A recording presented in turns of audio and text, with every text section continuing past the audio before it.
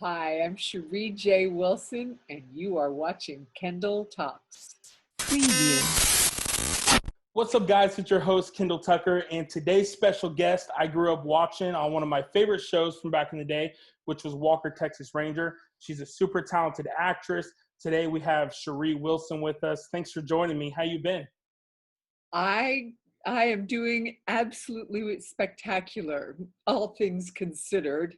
Yeah, Everybody in my family, my friends, all those that I love are healthy and happy and surviving this crazy pandemic. And so I feel very blessed and feel very grateful that we're starting to get back to work, back to having our lives again. absolutely, absolutely. How's quarantine life been treating you? Well, I cannot complain because I'm in sunny California. And even though they even closed down, all the parks and recreations and the hiking trails and the beaches and stuff, it was, in my humble opinion, it was overkill because Mhm. we know that being outside and in sunshine and getting good sources of vitamin D is really the healthiest thing you can do for your body.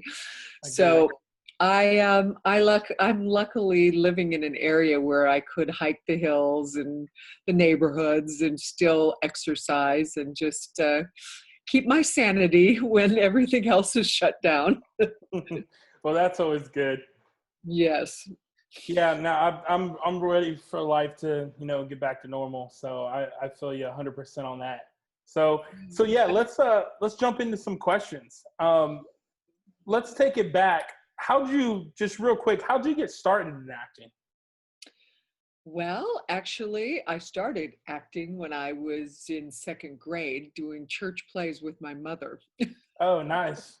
But no, truly, I was I was always interested in acting, theater, drama, all of that. But I was also an athlete, and acting wasn't a real profession growing up in Boulder, Colorado. It's like, no, you're getting good grades. You need to go be a doctor, a lawyer, or some find a real Yeah. career.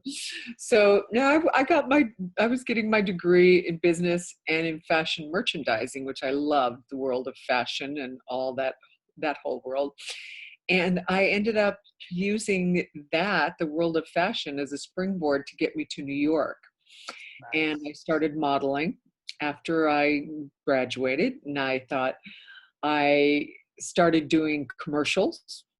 And I shot over 30 commercials in 18 months. So I started to become a 30-second, 60-second actress first. There you go.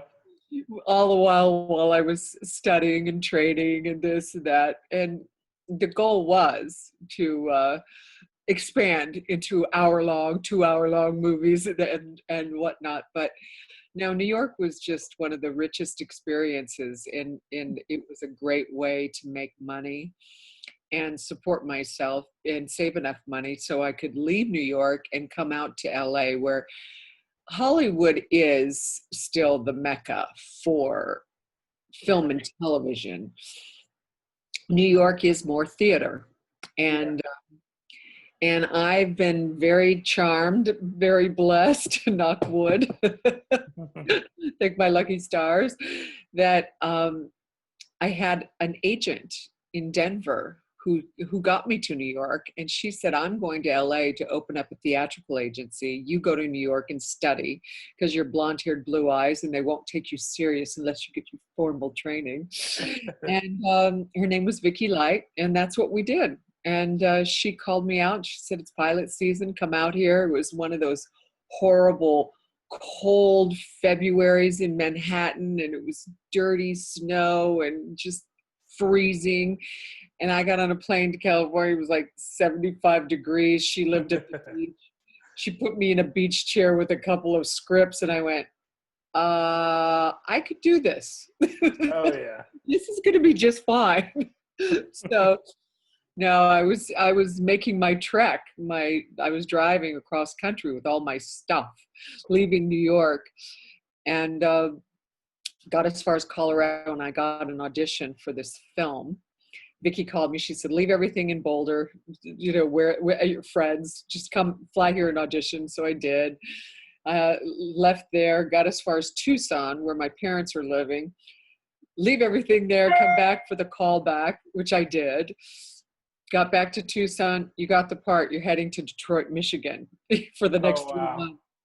So I got my first job before I landed in Hollywood, and that was a Sam Raimi movie called Crime Wave. Nice. So yes, it was. I was very lucky, very charmed. Now, how old were you when you got your first job? Well, I started, the commercials and all the modeling and all of that. I was, 20, 21, 22, 23. But it was when I was really 24 years old that well, 23, 24, I got my first big job. And that was the beginning of that film. And I had my birthday on the set and got out to LA. And the second day I was in LA, I got an Aaron Spelling pilot. Second day auditions, it was great. Then just miniseries, movies of the week, crazy summer comedy called Fraternity Vacation, goofy. But it was really Cain and Abel, and working with Peter Strauss and some really legend veteran, great actors. And when I auditioned for Our Family Honor, that was the Irish cops versus the mafia. It was kind of Sopranos way before its time. Uh-huh. And that series didn't last, but Leonard Katzman had left Dallas at the time. And he was instrumental in casting me with Chuck and Larry Gordon. And so after that show ended, my agent calls me and she said, Leonard Katzman wants a meeting with you over at Lorimar. And I said, why? She said, I have no idea. I said, okay. So I went in there, and he had left Dallas to do Our Family Honor, and Larry and everybody had wooed him back.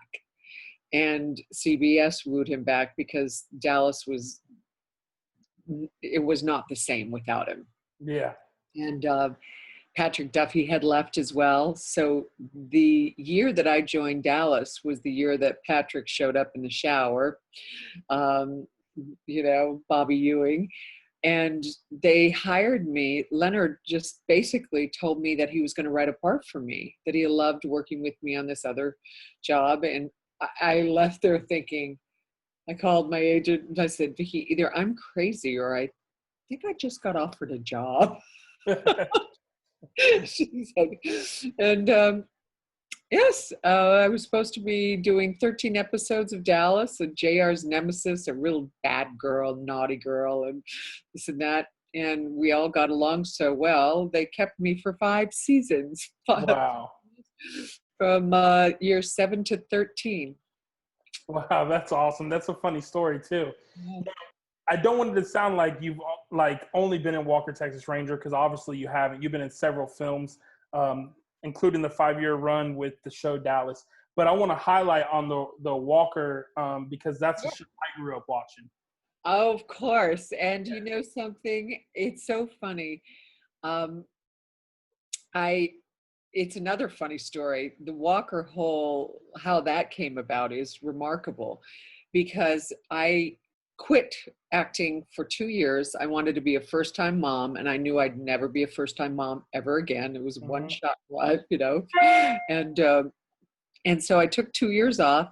And the first audition I had was for a Chuck Norris film, and it was to be shot in Chicago.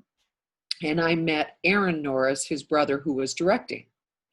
And I went in and read for him, and I thought the audition went really well. And he, we got along. There was great rapport, this and that.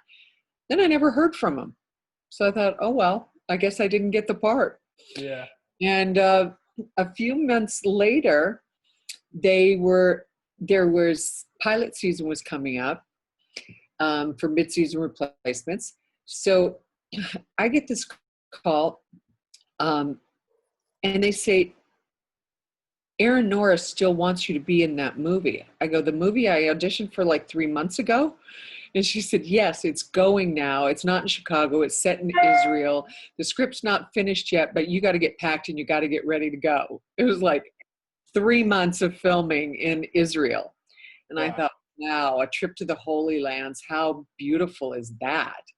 And I said, well, as long as the script doesn't have profanity, there's no sex scenes, there's no this, no that, count me in. I'm an archaeologist. How bad can it be? Yeah. And so before I left, they said that there's going to be this mid-season replacement, this law show, a Texas show. You play an assistant district attorney. So they brought me into CBS before I left for Israel, and they put me on tape, and they just had me read Law and Order sides, from old scripts, because they didn't have the script for Walker done yet. So I go over to Israel. I meet Chuck Norris for the first time in my life. I hated to say it, but I'd never seen a Chuck Norris movie until I went over there. It wasn't my genre, the big action, fighting stuff. But Chuck was great. Aaron was amazing. We got along famously. His son Eric was, one of the stunt guys. It was a great, wonderful, wonderful experience. And, the script they were having trouble with it. And so it took about 3 weeks to a month to perfect the script. And so we were working out like fiends every day. So imagine me coming to Israel, training with Benny the Jet Urquidez, Chuck Norris, and Carlos Machado, jiu-jitsu, kickboxing, the karate champions of the world. I was in the best shape I've ever been in my life. And we were filming, and about a month into the filming, one day Chuck comes in to the set, and he's like, and I'm like, what? He's like laughing, looking at me. I go, you're like the cat that swallowed the canary. What's up? Why are you looking at me so weird? He goes, well, I got a phone call this morning from California. Seems like they want this actress, Sheree J Wilson, to play opposite me in my new TV series. And I'm like, what? And he goes, did you audition to play a lawyer or assistant? I said, yes, with Law and Order scripts. He goes, well, I'm Walker. And it's my funny. I was like, what? So the left hand didn't know what the right hand was doing, but I auditioned for Chuck Norris's TV series with CBS before I went and shot a film with him. That's awesome. So we went up with the room and we watched all the audition tapes together. So funny, because I said, oh, you wouldn't want to work with her. She's really, oh, no, you'd never get along with her. But we all had such a great working rapport already. It was nice that CBS, I was their choice as well, as Chuck agreed, and the rest is movie and television history. We finished shooting in Israel on December 21st, and we had already moved to Dallas with our families by January 7th. Oh, wow. Yeah, it happened fast. Yeah, that was a quick one. So it was good that cool, we had like 3 months to work with each other, so we knew about each other's acting, and yeah, everyone fit in great. And everybody knew each other, and it wasn't like, hi, who are you? Get to know you at the first day of filming. No, that's awesome. It's crazy how the show had such a large impact in people's lives, because I'm 26. I'll be 27 this year. And I made a post on Facebook saying I was interviewing you today. and asked, where's all my Walker, Texas Ranger fans at? And I had some people 5 to 6 years younger than me saying they love the show, which is crazy to me because, like I said, I'll be 27 this year. So the show dropped the year I was born. And I just remember growing up and loving it. And well, you know, it's still on. That's what's so crazy. That's what I'm saying. You can still stream it or watch it. You can still stream us. I love it. We're on Get TV. Sometimes it's the Inspiration Channel.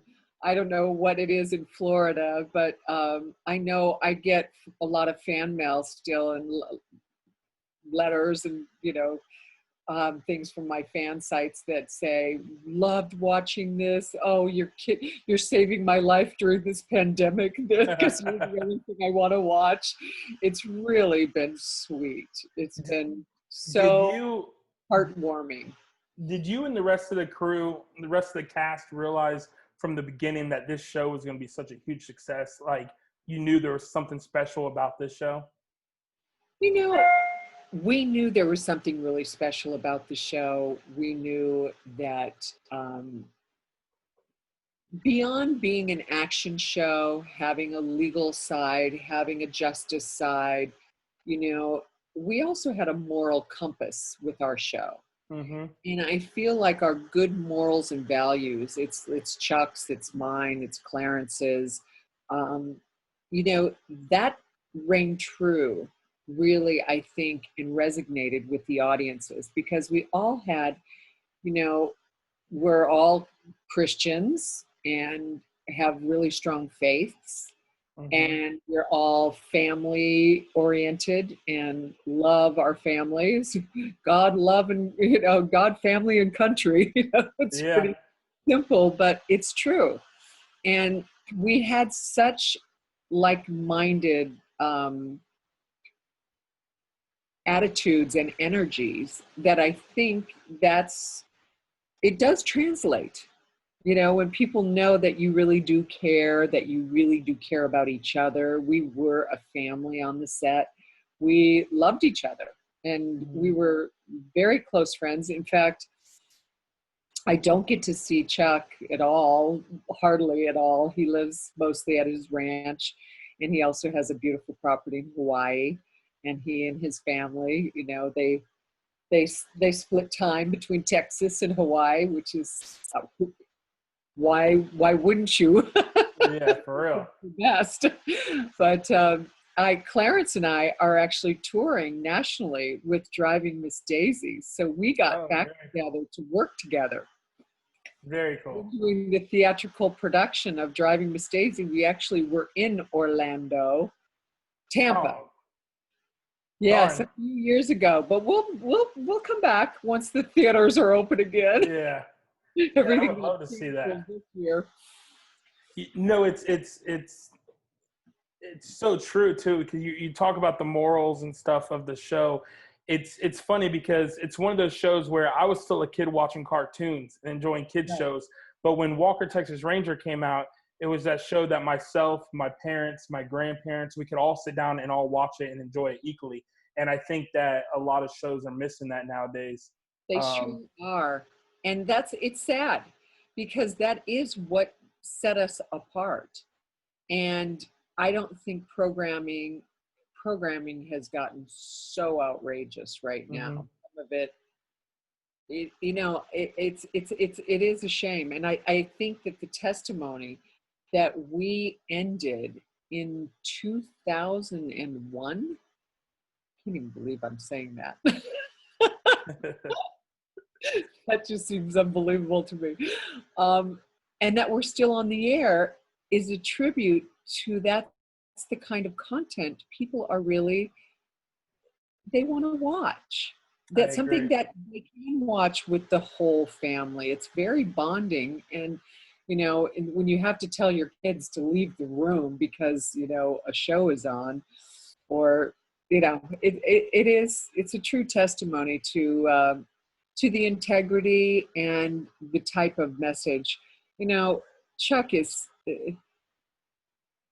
he's basically, he will kick you in the head for having a gun in the first place if you were misbehaving. And it was just good, you know, good versus evil. The Mhm. good guys win. The bad guys got the justice that they deserved. And it kind of gives you some hope and faith in humanity when sometimes the world seems like it's gone a little crazy. I agree with that 100%. Now, what was it like working with Chuck Norris on set? I've always heard great things about him as a person and a martial artist, of course, but when it comes time to work, what's Chuck like? Is he a perfectionist? Is he a goofball? Oh, What's he like when they no, work? Chuck is, he is a true professional. I mean, he has such discipline. You don't become 10 years the world karate champion without Yeah, incredible self-discipline and, and dedication. And, he was the same way with our show. He was dedicated to learning his craft and becoming a better actor, as he was already the most profound martial artist. Um, he worked very, very hard in, honing his craft and becoming a much, stronger actor and and a much, and he loved, every detail of the storytelling. And he was very active with, every detail from all the fight scenes, editing, you name it. He approving all the scripts. He was the executive producer as well. He was a yeah, co-executive producer. So he pretty much oversaw everything. And all of his other filming with Aaron, like the missing in actions and stuff like that, they were family and they knew how to finish each other's sentences and avoid the pitfalls that people that don't have that kind of, you know, familiar and family knowledge, it's a real benefit. yeah, But no, he's great. He's just exactly who you think he is. He is an incredible father and grandfather, and he's a proud American, and he wants to kick drugs out of America, and he has his Kickstarter foundation, which he's completely devoted to. And his wife, he and Gina, have just done remarkable things. And no, it's yeah.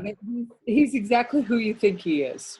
That's awesome. Yeah, I grew up in church too. My whole family were Christians, and I also grew up doing martial arts. I'm a black belt in Taekwondo, and my brother is also a black belt, and so we grew up doing martial arts for many, many years. So Chuck Norris is like one of those guys. We watched all the movies. We, kind of studied Yeah. his moves and stuff. So, yeah, he's hopefully I get to sit down and do an interview with him soon. Good. But I hope yeah, so too.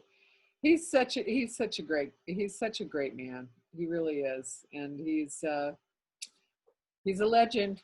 They absolutely. will they broke the mold with this one. Absolutely. Now, let's switch it up a little bit. Before we were recording, you mentioned Uh-huh. we talked about a little bit of horses. You grew up riding horses since a young age and I have did. competed several rodeos. My wife also rides. She used to compete all the time in barrel racing. Oh, Just my. curious, what did you compete in, or currently, do you still compete? I don't compete right now. I was riding cutting horses. Nice. Growing up, I had quarter horses, and we had Tennessee Walker. I've had Arabian stallions. Oh, cool.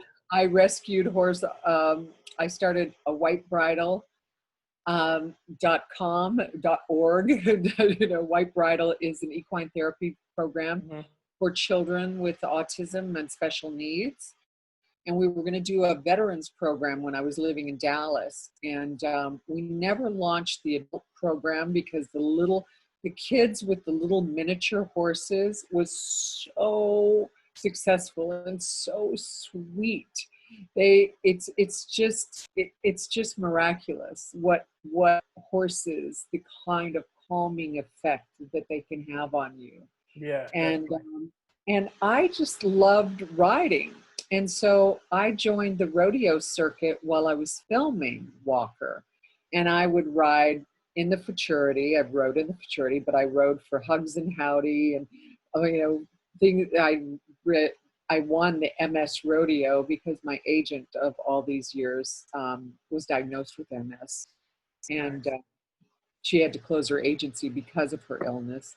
And so she was down visiting me in Dallas when we had the Walt Garrison, MS rodeo, and it was great beating Barry Corbin and all those big Texas cowboys.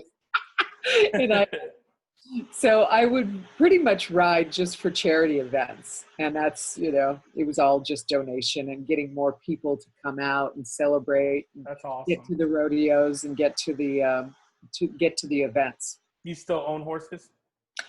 I had adopted a horse off the racetrack that came up lame. He won Churchill's Downs, and his name was Next Step.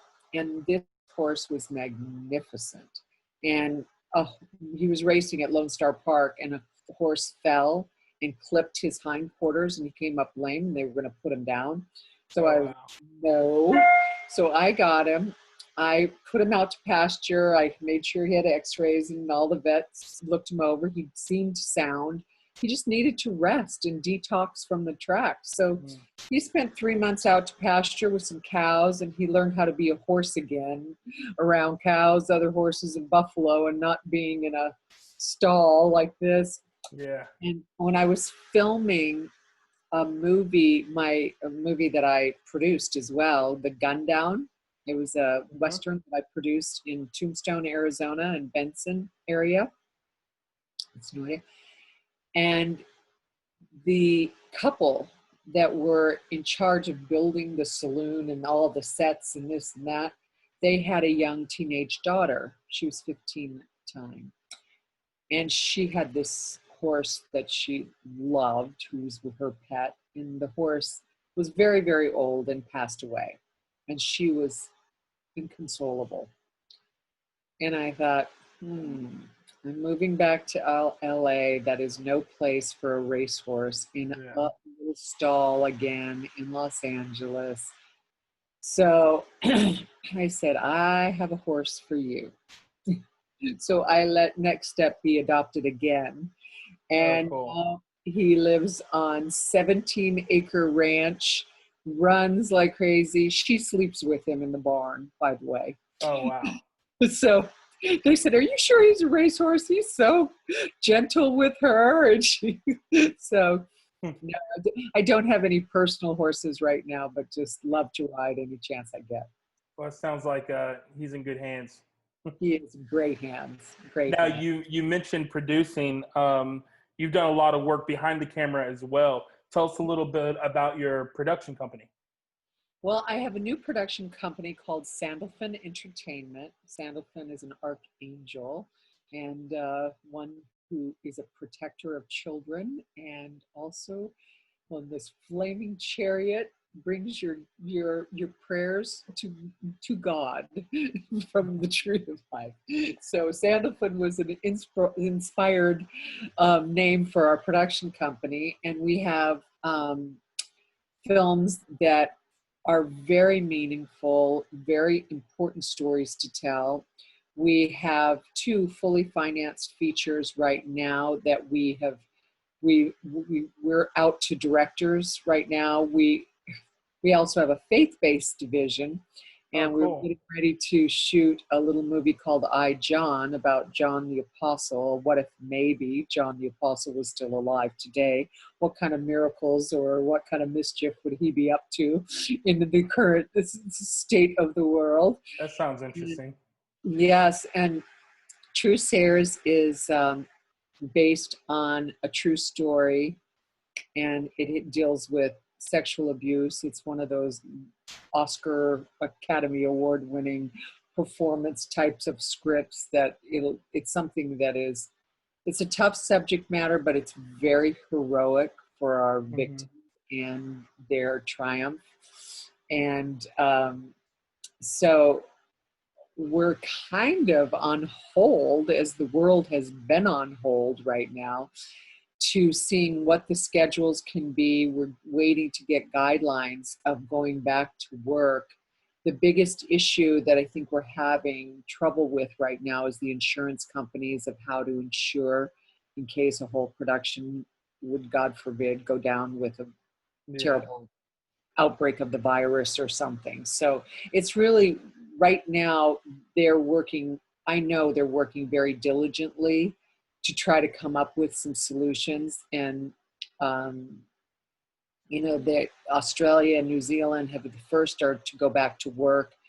And they're doing this whole, the minute you get off the plane, you have to go into this hotel and quarantine for 2 weeks. The whole studio, Wow. everybody, the cast, the crew, everybody has to quarantine for 2 weeks so that they know nobody's coming onto the production sick or carrying something or being a carrier. So I don't know how it's all going to look, but we're hoping to be back up and filming or in pre-production by midsummer and filming by this fall.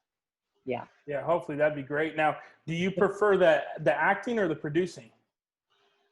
I love it all. Yeah. I really do. I love wearing multiple hats. I love figuring out the schedule. I love the casting process. On Easy Rider and the Gun Down, I actually was instrumental. Like the Gun Down, I didn't have a casting director. The other producers, the director and I, William Shockley, Dustin Reichert and I, we read every actor. And we Oh, read, wow. so because I'm an actress, I can tell if somebody is present, if they're nervous, if they need a moment. I said, you know what? You've got this, but you're just so nervous. You need to go outside and do 20 jumping jacks, Yeah. breathe for about a minute, get out of your head and come back in here. And that was the girl I hired. Nice. She was great. I knew she had it in her, but she was just too nervous.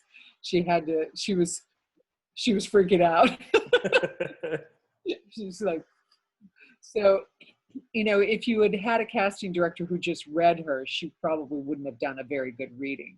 Hmm. So I just find that you can really hone in on who will look you in the eye, who's really engaged, who is going to be totally present with you. Awesome.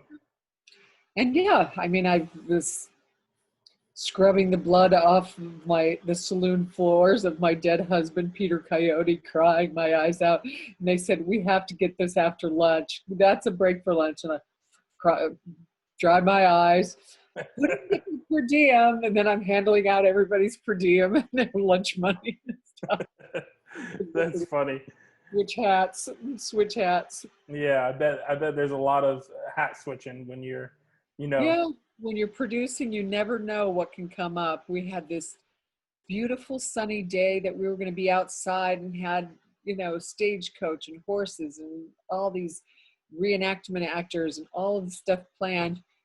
And this massive sandstorm, desert dust storm comes in. We're all going screaming for the indoors, trying to figure out, what can we shoot now? I guess we can't go outside. So we're like, peel off the wallpaper off of this and make this saloon part one of the bathhouses and then do this. Wow. That's when you get creative.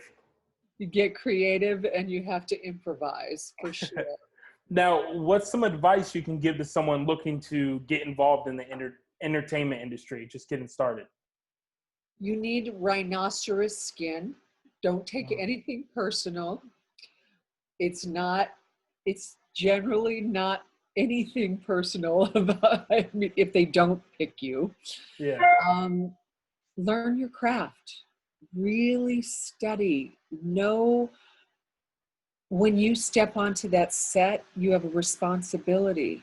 I mean, there were 100 people working on our set. Don't ever be late. I was never 5 minutes late to the set, ever. Because I never wanted anybody to think that my time was more valuable than theirs. And learn everybody's job, know everybody's value, because every single person is there for a very important and specific job. And you're just part of this beautiful tapestry that you'll all weave together and make movie magic. That's great advice.